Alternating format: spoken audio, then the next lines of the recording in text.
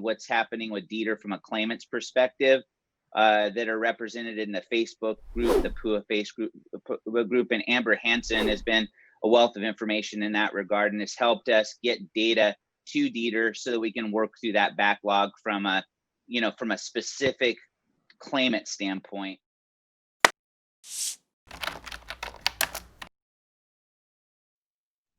Okay, good morning, everyone. Sorry for the slight delay. We're on the record in the case of Payne versus D.E.T.R, Civil 20-00755. I'm Judge Breslow, presiding judge in Department 8 of Nevada 2nd Judicial District Court. The now familiar preamble, we are proceeding through simultaneous audiovisual means as allowed by Nevada Supreme Court Rule Subpart 9, administrative orders of the 2nd Judicial District Court and the Nevada Supreme Court. I'm joined by the court reporter, Ms. Izzy Zinn. Ms. Zinn, good morning. Where are you calling in from, please? Washoe County, Nevada. Thank you very much. The court clerk, Ms. Encolado. Ms. Encolado, where are you calling in from, please? Washoe County, Nevada. Thank you very much. Counsel for plaintiff, Ms. Jones, good morning. Would you please identify yourself and also what county and state you're calling in from? Good morning, Your Honor. Leah L. Jones calling from Washoe County, Nevada for plaintiffs. Thank you. Mr. Thierman. Yeah, Mark Thierman for plaintiffs also, and also from Washoe County. Thank you. Mr. Ott. Thank you, Your Honor. Greg Ott calling in from Carson City, Nevada, also joined by Troy Jordan and Administrator Gah. Thank you. And good morning, Administrator. And then the court's special master, Mr. Guanasso. Yes, good morning, Your Honor. Calling in from Lane County, Oregon. Thank you. Very good. Thank you. Welcome, everyone. All right, let's get right to it. The court asked for this hearing on relatively short notice because I want each side's response to the singular question of whether the recent appeal by plaintiffs divests the court of jurisdiction for some or all parts of this case. And then now, in light of the cross appeal by the state, same question, whether that in combination or alone would change this court's ability to preside over pending matters. Let me hear first from Mr. Thierman or Ms. Jones. Yes, good morning, Your Honor. The Nevada system is somewhat different than the federal system in that the denial of an injunction or the denial of a writ is an appealable as of right as opposed to discretionary. But having said that, it's only an interlocutory appeal and it divests you of no jurisdiction. In fact, there is a provision, and I was just going to pull it up, in the Nevada's rules of appellate procedure that allow you to make rulings, and if you think it conflicts with what's going on in the court of in the Supreme Court, then to get approval for the ruling or permission for the ruling from the Supreme Court, so you can go ahead on. Obviously, we have issues here, other issues besides that, the issue I appealed, and I don't think you're divested of jurisdiction at all. Thank you for that. Mr. Ott, your thoughts, please. So I disagree. I think that at the time of filing of a notice of appeal, divest the court of jurisdiction under Foster v. Dingwall, except with regard to matters collateral to the appealed order. Everything that the court was before the court was set forth in that July 22nd order. So I believe everything under that order was placed before the Supreme Court by plaintiff's appeal and then confirmed by the state's appeal later in the week.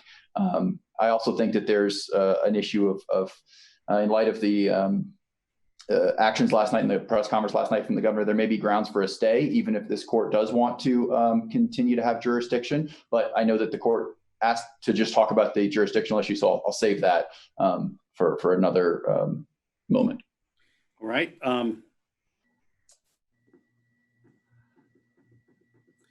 Before I put a finer point on that discussion, Mr. Thierman, what else were you hoping the court would address at the opportunity of this status conference? Well, the rules.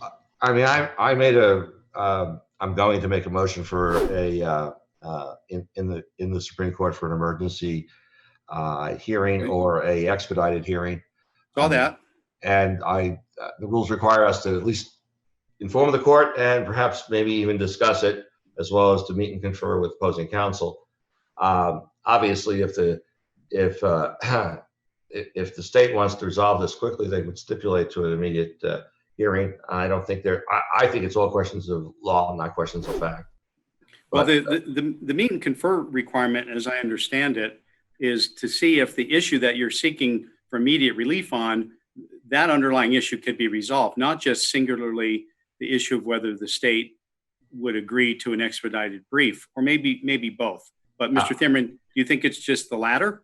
no, I think it's both, but I would be presumptuous of me to assume we're going to find, I mean, I'd love to, but I don't think we're going to find common ground on the underlying issue. And not the underlying issue that you're seeking relief on. Does your analysis of that change in light of anything that may have happened in Carson City yesterday afternoon? Not really. I mean, I'm hoping it will, but you know, the proof's in the pudding, and you know, 60, 90 days out, we may have a final resolution of this. Through the executive branch, I don't know, but I can't. I mean, you know, it's been 5 months, and people can't wait any longer. I mean, I wouldn't have taken the interim appeal if I thought we would, you know, if we could wait. That the whole point of this thing, it is urgent, and it's dramatic. It affects a lot of people. 5 months without pay. I don't know anybody here who would like to go 5 months without pay, and then another 3 months on top of that. They're talking about a 3-month time period. But if it resolves itself and moots my case out, I'm all for it. I want to see people get paid. That's what we're here for. That's what I'm here for. Okay, but you're not withdrawing any part of the case, any part of the appeal, any part of the motion for expedited briefing in light of anything that happened in Carson City. And I want to say something about that. Okay, the court has, and I think that, and I hope the governor doesn't, but the court has gone back and looked at how we got here. And I keep saying how we got here is irrelevant, that we need systemic fixes. And I'm proposing a systemic fix based upon the law, not based upon any business meeting we're not having. You know, the law is in all these entitlement cases, whether it's Social Security, which you pay for, or whether it's a welfare, it's the essence of the entitlement that it becomes a property right at some time. And the whole system, and I was entering law school when Kelly v. Goldberg was decided, so I guess I have more gray hair than anybody else. That the whole system's geared on a quick determination and an appeal. And what we've got from D.E.T.R is this infinite do loop of reconsideration. They never make a determination that they're willing to stick with. And as a result, we've been going 5-6 months without resolution, and we get retroactive redeterminations. My point is, they made a resolution, whether it's on this, my issue on appeal or their issues on appeal, they made a resolution. Let's expedite the appeal process and get it over with.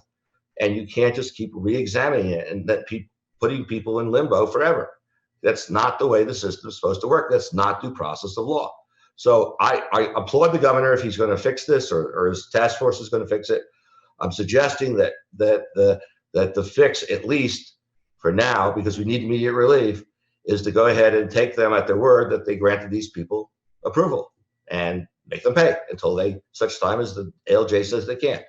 So it's not so much a difference in goal, it's a difference in how we get there. I hope the governor can do his work, or the governor's task force can do their work quickly and get there their way. You know, but this is the way I know, the way I was taught to get there legally, and not from a business point of view, but from a legal point of view. So no, it doesn't change anything. Okay, Mr. Ott, anything a change in your analysis of the appeal rights of the state and the request for appellate review of the court's prior order because of anything that may have happened in the last day or two? Not as to the jurisdictional issue, Your Honor. I believe that those are governed by the controlling case law in Nevada and the notices of appeal. I do think that the press conference yesterday, the appointment of Speaker Buckley, the appointment of an interim director, the message from the governor's office that they're prepared to devote substantial resources, and the mention of many of the issues that Special Master Granasso looked at, and I believe that this court has expressed interest in. I do believe that those are grounds for a stay, but if you don't want to be heard, want me to go into that, I'm happy. Well, not. I wasn't preparing for an oral motion for a stay. Really, I want to stay in my lane here. And right now, my lane is this: do either of the appeals or both divest this court of jurisdiction for all things other than collateral issues. And just so we're all clear, in the court's estimation, at a minimum, a collateral issue would be for the court to review, consider, and rule on an application for professional expenses from the special master. No matter how the court decides its jurisdiction here, that is still in play. All right, that being said, here's what I'm ordering. By Wednesday of next week, close of business, simultaneous short memoranda of law from each side that identify whether this court continues to have full jurisdiction or if either or both of the appeals has in any way affected the court's ability to preside on this case. Being informed of each side's position, having reviewed the briefs when received Wednesday, and I'll take them up as soon as the court can the following day, I'll issue an order. And I'll either confirm the court believes it may continue in all respects, or that the court may continue on some lesser than all respects, or the court believes it does no longer have jurisdiction to hear the material issues in this case, other than some residual pendent issues. Once that order goes out by this time next week, Mr. Ott, if the state believes it has a legal right to ask this court for a stay in light of new developments, then I would expect you to file a motion to that effect, give the plaintiffs an opportunity to respond, and then the state to reply and submit it. And I'll either set a hearing or I'll just rule on it. So I'm not going to entertain that right now. That's beyond what the scope of what I believe this hearing would be. With respect to Mr. Thierman's motion seeking an expedited ruling from the Supreme Court under the unique circumstances of what the appeal is about. In terms of discussing that, I'm not prepared, I'm not convinced that any of the court's prior rulings were erroneous or need to be amended or need to be withdrawn. So to the extent that we're using this opportunity to clarify that, the court does so now. Now, Mr. Thierman, let's go back though to the hearing that resulted in the writ of mandate being granted in part and denied in part. You and I had an exchange, and I asked if, the court's recollection is, I asked if you wanted a definitive ruling on the other portions that were not granted, because if you did, they were to be denied, and if you did not press the court for a definitive ruling, they would be, held in abeyance or essentially denied without prejudice. But if you want to clean things up, so you know exactly where the court stands on that, I could be moved to make more clear the court's prior view. I'm not encouraging you to do that, but if you believe that's in the best interest of your side, I'll entertain discussion on that now. With respect to the order to shorten time, I'm not the one that decides that it's such a pressing need on appellate review that it should jump over the myriad other important matters that appellate courts or the Nevada Supreme Court is reviewing. That's up for them to decide. But you certainly have convinced the court that this case is extraordinarily important, which is why you have essentially your concierge judge here waiting to meet with you as time allows, as soon as something important comes up like we're doing right now. All right, with that as background, Mr. Thierman, what else would you like to say or move or seek at this point? I think your order is clear enough. I don't think it, I don't know what else you would say that you said it in your order. You obviously reserved the ability to make further rulings, and if you retain jurisdiction, you would have that ability anyway. You could do a judgment notwithstanding verdict, sponte. So it doesn't seem to me that your order in and of itself needs any cleaning up. I know at least exactly what, in terms of my issues, what you've decided. As far as the merits is concerned, I wasn't asking you to reconsider your merits. The question is, is this something that maybe it's better to put me out of my misery early, get this over with, and have the Nevada Supreme Court say, hell, we're not going to. We think the judge is absolutely right. There's no private right of action here. There's no reason to complain. You're lucky to have employment benefits after all. Whatever they say, I don't know. But resolution is better than not, and I think that there are enough people, and from the news articles I read, certainly in Las Vegas, there are enough people who are out of work, desperate. I get it. I get enough phone calls and emails of drastic circumstances that I think that it's worthy of expedited review.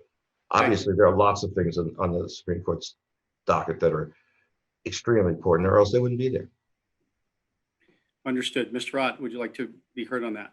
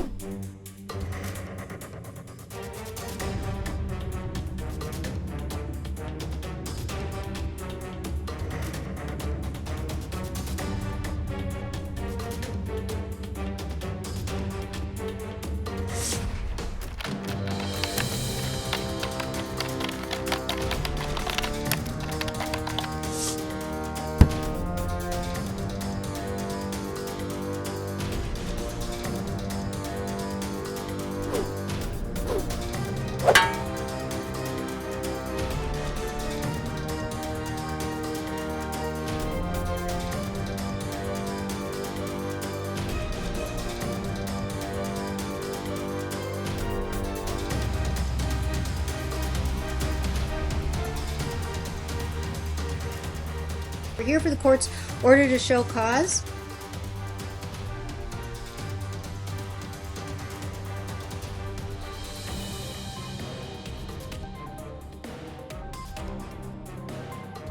Okay, so that takes care of one motion.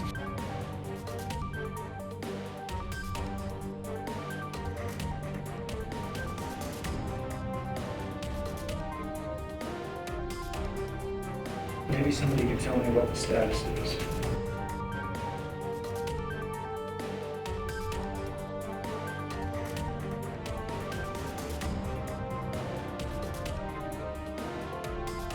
Any preliminary issues we need to take care of?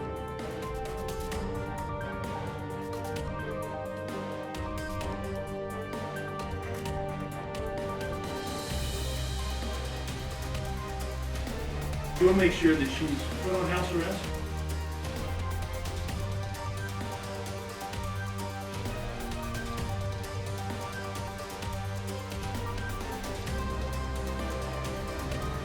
As you know, the Supreme Court has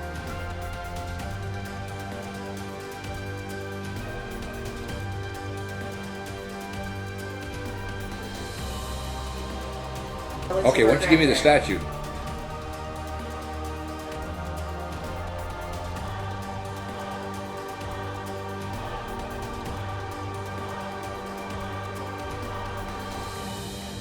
I'm not putting up with any of the crap here today.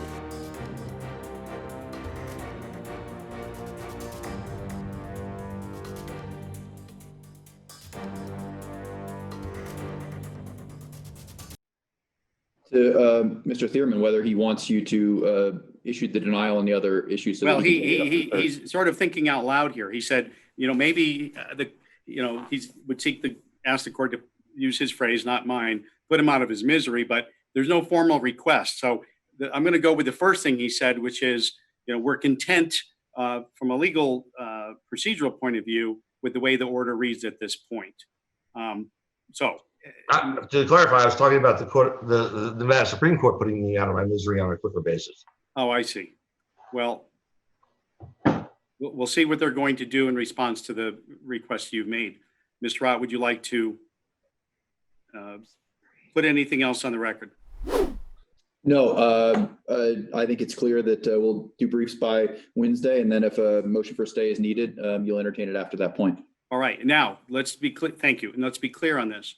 With respect to the prior orders of the court, they remain in place and they are of full force and effect, which means I'm fully expecting, and I'll hear from Mr. Guanasso in a minute, I'm fully expecting the special master to continue doing what the court charged him to do at this point, namely, one, to review, interact, and report back to the court on the state's progress to abide the court's writ of mandate, and also to inform the court as to progress being made on the other issues for which the writ has not formally issued, and if progress is seen to be made, may not be issued. On the other hand, if I get the sense that there's no good faith effort by the state to make progress, or if there are serious lapses in approach or judgment or direction, then I will certainly consider a renewed motion by Mr. Thierman to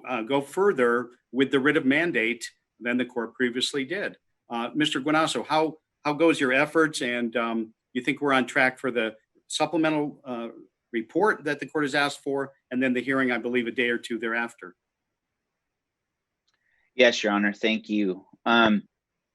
Since you gave me the charge to work with the parties to ensure compliance with your prior order, I've met with both parties via a telephone conference to monitor the issues, to elicit some help in trying to identify the people who have not been paid and get those names and the information about those individuals to D.E.T.R.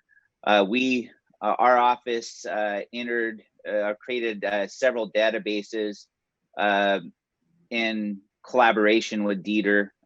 D.E.T.R said that they needed the information in a certain format.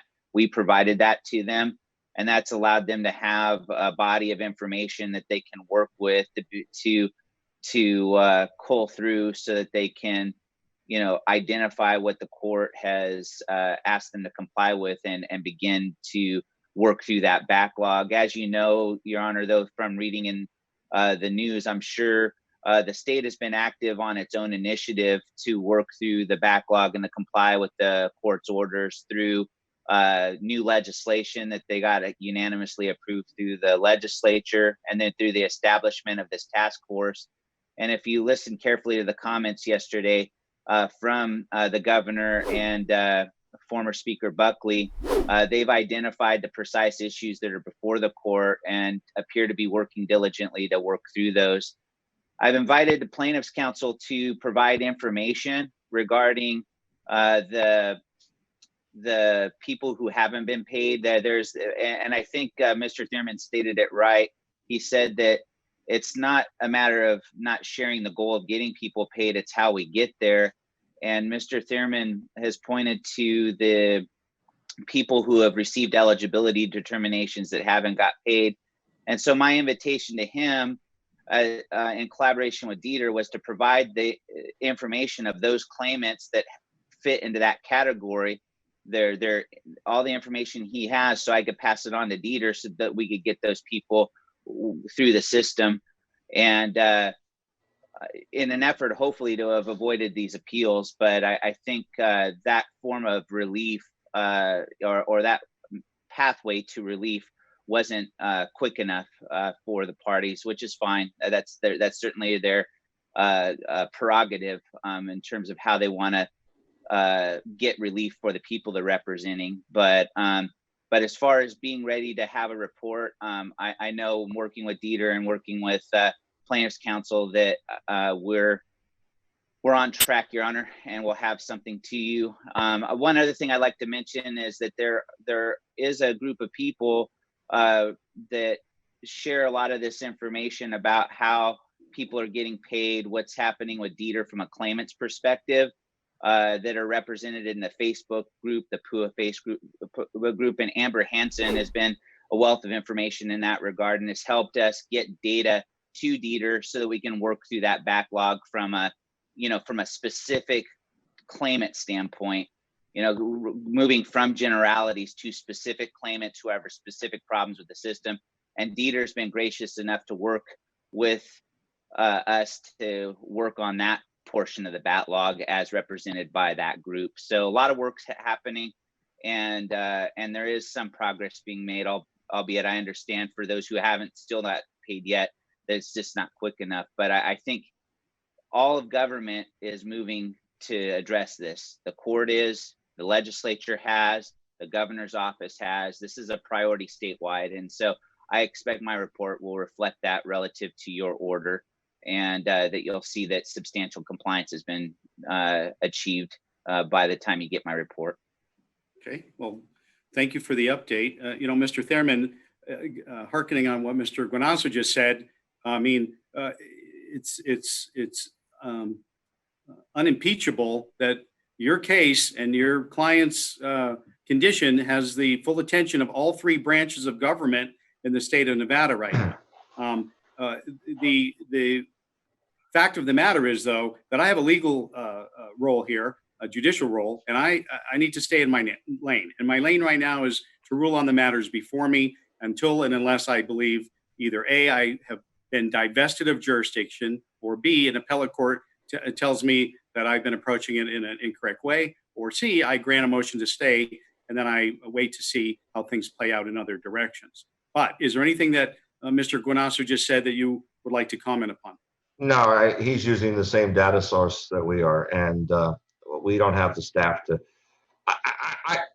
Well, I shouldn't say this, but I'm going to. It's strange that D.E.T.R doesn't have access to this information because they're the ones who put out the letters. But we'll make sure that all the P.U.A groups send their letters of acceptance/denial to Mr. Guanasso at his email address, and he can sort through them. I will note for the court's record that we have D.E.T.R is still sending out blanket rejections based upon claims for compensation prior to March 7th. Same language as before. D.E.T.R is still telling people that they've changed unilaterally. They're either the amounts of money or they stop paying them completely, as before. And I don't know what substantial compliance means, but and these also should be reported to Mr. Guanasso, and he can put it in his report. I am not questioning the good faith of D.E.T.R. I'm not questioning the good faith of anybody. I just have a different approach, and frankly, we all want the same things, but I want this. I'm trying to go off the legal syllogisms and try to get it, and maybe the smarter, wiser people will figure out another way of doing it quicker. I don't care. It's whatever gets it done best. Okay, quicker. Thank you, Mr. Rod. Any final comments here before we move off this and conclude this hearing? Just a couple, Your Honor. We have received information from Special Master Guanasso, and there are people crunching those numbers as we speak. And thank you again to him for expediting some of that information so that we can get it as quickly as possible. If plaintiffs would like to, Well, just to put it in perspective, I want the special master to assist the court. He's the court's special strike force, but he's expensive. And at the end of the day, he's going to be paid for his excellent services. But I'd like to transition him after we have the next hearing. I want to transition him to a point where we can let these things happen more organically. The courts, it's not lost on the court. There's some new senior administrators. I want to welcome the new administrator for D.E.T.R and wish her well in her task. And I want to commend the other branches of government for doing what they're doing. Of course, it doesn't change the legal analysis here. It just changes whether the parties believe the best approach at this time is to continue to invoke the court's jurisdiction to move this case forward, or not if I'm otherwise stayed. But the special master is working hard. He's doing what the court has asked him from the court's perspective. But I'm envisioning that hopefully we can wind down his direct interaction in the very near future, so that the parties can save the resources that are going to have to be paid to compensate him properly, and he can move on to other things. So with that, I didn't mean to step on you, Mr. Ott. What else would you like the court to know? No, well, I agree with the court. One of the things that I noted from the press conference yesterday was that Speaker Buckley and the other individuals would be volunteering their time. So to the extent that executive branch solutions to these issues, and those are going to come with a volunteer label without a price tag, I think that's an encouraging sign and very preferable. I guess what I was going to say was, to the extent that Mr. Thierman is alleging that he has a class, it would be helpful to get that information from him so that we could do the similar analysis that we're doing with the special master's information. But we will work with the information that we have, and to the extent that that information is not forthcoming from plaintiffs, we'll work with the information we have.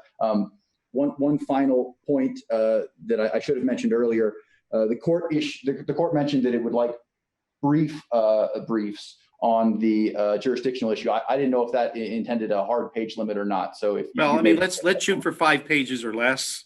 You know, it's what's the old saying? It's harder. You know, it's easy to write a 20-page brief. It's a lot harder to write a 5 or 8-page brief and get your thoughts and arguments across. But let's shoot for 5 pages. I mean, this is not novel. We're not reinventing the wheel. It's a little bit of a unique case, and it has a few nuances. It's a putative class, but they're not yet certified. It's a case that's up on an appeal of a mandate, and with a request to expedite the briefing. So it's a little nuanced. I just want each side's thoughts because, you know, right now I'm not slowing down, but if I'm moved if I'm convinced that the court does no longer have authority to maintain jurisdiction over the substantive matters in this case, then I will, abide by that and issue an order to that effect.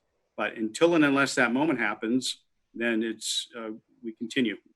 All right, and then I want to just recognize Administrator Gaw. I'm not trying to, ma'am, ignore you. Usually I don't call on people unless their lawyer, has no objection, because sometimes the lawyer is concerned. Well, what might be said, but we've had a good, healthy dialogue in your other interactions with the court, and I very much appreciate you being here as a representative of the state of Nevada. All right, so that's how we're going to conclude this hearing. Briefs, no later than Wednesday, close of business. Let's try for 5 pages or less. Court will issue an order with respect to its belief on its continuing jurisdiction or not. Mr. Thierman, you can truthfully tell the appellate court that we discussed and are aware that the plaintiffs/appellants will be seeking expedited review under the circumstances of this case. The court's orders, prior orders, remain in effect. The special master's on track.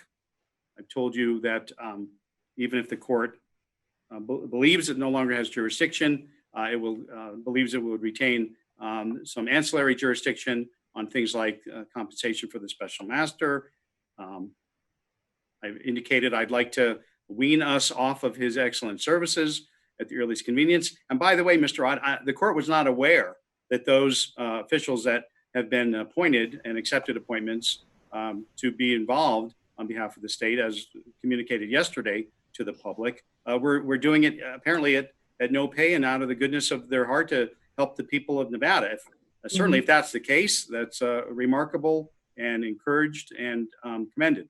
And even if it turns out that it's other than that, if they're still willing to assist on a compensation basis, well, it's still, in the court's estimation, a good sign that people of their stature and experience are going to be involved. All right, enough of that.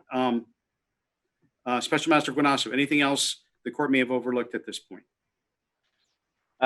With regard to jurisdiction issue, no, Your Honor. The only thing I was curious about with regard to the report is that there appear, as D.E.T.R fixes some problems, other problems seem to emerge. Like there were a series of denials that went out yesterday and today. And I'm wondering in my report how to handle some of the newer issues that have come up that weren't originally contemplated when we started on this. You know what? I don't have a direct answer for that. Right now, the singular charge is to determine compliance with the order of mandate on those 2 buckets of folks, and to determine and report back the level of effort and movement and compliance to go forward on those other groups of people, which the court was not convinced an order of mandate should issue, but continues to have a level of concern. Now, if other things crop up as part of your interactions with these folks, if you can assist them in some way so it doesn't this smolder doesn't burst into a flame, more power to you. But at this point, I would suggest that the vast majority of your time be on the issues that have already been brought to the court's attention. Mr. Ott, anything else before we conclude this hearing? Your Honor. Thank you. Ms. Jones, always nice to hear from you. Not that I don't like to hear from Mr. Thierman, but it's nice to hear from you too. Anything else the court may have overlooked? No, you already addressed what Mr. Guanasso off topics. That would be the only thing I would have to add. So thank you. You're welcome. Mr. Thierman, anything else before we conclude the hearing? No, I'll just put out there that if there is a change in the leadership at D.E.T.R and they want to discuss systemic solutions on as part of a settlement or maybe a consent decree or whatever, that gives them cover or with the DOL. They know. Well, let me run with that just for a moment. If the parties believe that there is an opportunity to resolve the litigation piece here on ways that are acceptable to both sides, I encourage dialogue, and I'll even bend the court rule here that I'm trying to keep Mr. Guanasso just to those specific topics that I've already identified and really not expand his scope because I want to wean us off, as I've said. On the other hand, if you believe there's overlap of interest that might result in some or all of this case and the appeals being resolved, I encourage you to explore it. Now, I know that when you file a notice of appeal, normally you get a settlement judge who's trained often to help resolve Supreme Court appeals. Whether you get one in this case and whether he or she would be effective to assist, I don't know. But I do know that Mr. Guanasso knows a lot about this area. He's invested a lot of time. He knows the parties. He knows the issues. So if you want to use him as a resource, I certainly would encourage that if he's willing to do that, to try to assist the parties in resolving. But, again, I'm trying to keep the cost of his involvement moderated, and only if both sides believe there's a good likelihood that he could assist the parties in resolving some or all of this case. All right, I'll leave it at that. Your Honor, the Supreme Court already kicked us out of the settlement program. Okay, So well, we never got in there. You never got in. Well, some cases they either determine on their own or based on what they're presented with that it might not be appropriate. But right. But having said that, all right. So thank you for sharing that. But Mr. Guanasso would be somebody that if I were on the other side of this call looking for a neutral who knows the material, knows the players, knows the law on this, and would be fair and neutral, he'd be on my very short list. That's one of the reasons he's been involved in this case from the beginning. Okay, enough editorializing by the court. I wish everyone a pleasant afternoon, a nice weekend. Thank you for working on your briefs. Believe me, I wanted to say Monday at the close of business, but I wanted to take pity on the fact that it's a summer weekend and I didn't want to be accused of cruel and unusual punishment. On the other hand, it's important to know each side's view of the court's jurisdiction, and a ruling will come out promptly, but don't let that knock us off stride pending that court's order. Let's move forward to see if we can make some progress. With that will conclude this hearing and the court will go off record. Thank you very much, everyone. Have a nice weekend. Yeah.